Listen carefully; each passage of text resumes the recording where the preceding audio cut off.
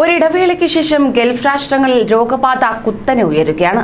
പ്രവാസികളെ ഏവരെയും സ്തബ്ധരാക്കി കടുത്ത നിയന്ത്രണങ്ങൾ പ്രഖ്യാപിച്ച് കവചം സൃഷ്ടിക്കുകയാണ് ഓരോരുത്തരും. അപ്രതീക്ഷിത യാത്രാ നിരോധനവും കടുത്ത നിയന്ത്രണങ്ങളും മൂലം വലയുകയാണ് പ്രവാസികൾ.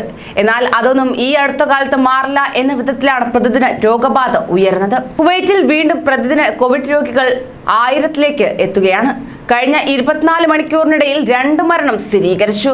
962 പേർക്ക് കൂടി പുതുതായി രോഗം കണ്ടെത്തി. ഇതോടെ കോവിഡ് മരണം 966-ആയും രാജ്യത്ത് മൊത്തം കൊറോണ രോഗികൾ 1,70,998-ആയും വർദ്ധിക്കുകയായിരുന്നു. 9,409 പേർക്ക് പരിശോധന നടത്തി. ഇതോടെ മൊത്തം 15,99,441 പേരെ കോവിഡ് പരിശോധനയ്ക്ക് വിധേയരാക്കുകയും ചെയ്തു. 445 പേർ രോഗമുക്തരായതോടെ രാജ്യത്ത് ഇതുവരെ 1,61,538 പേർ രോഗമുക്തരായി. നിലവിൽ 8,409 പേരാണ് ചികിത്സയിൽ കഴിയുന്നത്. ഇവരിൽ 82 പേരുടെ നില അതീവ ഗുരുതരമായി തുടരുന്നതായും ആരോഗ്യ മന്ത്രാലയ വക്താവ് ഡോക്ടർ അബ്ദുള്ള അൽ സനാദ് വാർത്താലേഖകരെ അറിയിക്കുകയും ചെയ്തു. കോവിഡ് രോഗികൾ വീണ്ടും 1000-ലേക്ക് കടന്നതോടെ കടുത്ത ജാഗ്രതയ്ക്ക് സർക്കാർ നിർദ്ദേശിക്കുകയുണ്ടായി. കോവിഡ് പ്രോട്ടോകോൾ മാനദണ്ഡങ്ങൾ പാലിക്കാത്തവർക്കെതിരെ കർശന നടപടി ഉണ്ടാകുമെന്നും ആഭ്യന്തര മന്ത്രാലയം മുന്നറിയിപ്പ് നൽകിയിരിക്കുകയാണ്.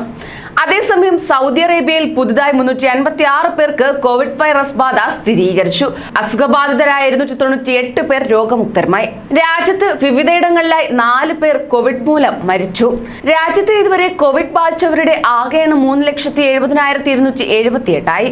ഇതിൽ 3,61,811 പേർ സുഖം പ്രാപിച്ചു. ആകെ മരണസംഖ്യ 6,406-ആണ്. 2,415 പേരാണ് രാജ്യത്തെ വിവിധ ആശുപത്രികളിലും മറ്റുമായി ചികിത്സയിൽ കഴിയുന്നത്. അതിൽ 401 പേരുടെ നില ഗുരുതരമാണ്. ബാക്കിയുള്ളവരുടെ ആരോഗ്യനില തൃപ്തികരമാണെന്നാണ് ആരോഗ്യ മന്ത്രാലയം അറിയിച്ചത്.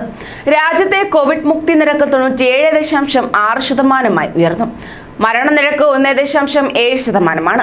കഴിഞ്ഞ 24 മണിക്കൂറിനിടെ വിവിധ മേഖലകളിൽ റിപ്പോർട്ട് ചെയ്ത പുതിയ കോവിഡ് കേസുകൾ ഇപ്രകാരമാണ്: റിയാദ് 164, കിഴക്കൻ പ്രവിശ്യ 80, Mecca 47, Al Baha 18, Asir 10, Medina 7, Jizan 6, Najran 5, Al Qassim 5, Al Jouf 5, വടക്കൻ അതിർത്തി മേഖല 4, ഹായിൽ 4, തബൂക്ക് 1 ഇപ്രകാരമാണ്.